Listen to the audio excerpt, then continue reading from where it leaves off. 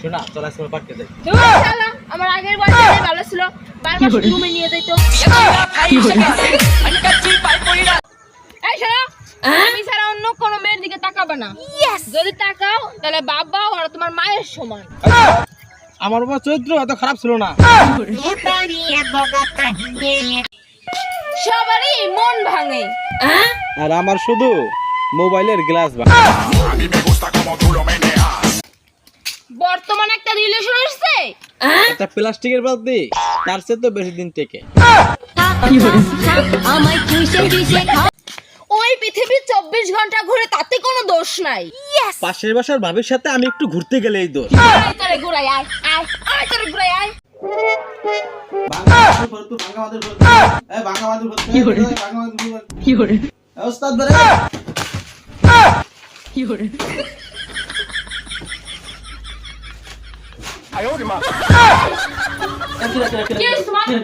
তুমি ঘুমা।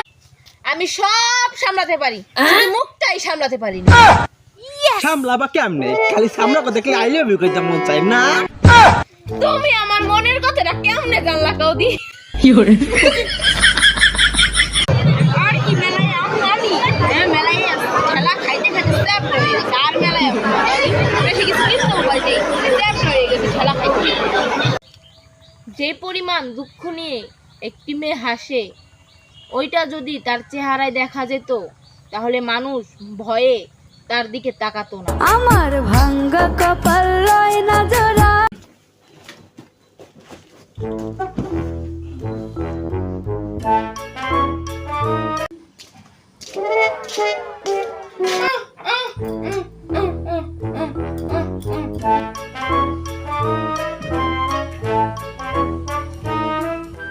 আরে এত সুন্দর বোর কত কষ্ট।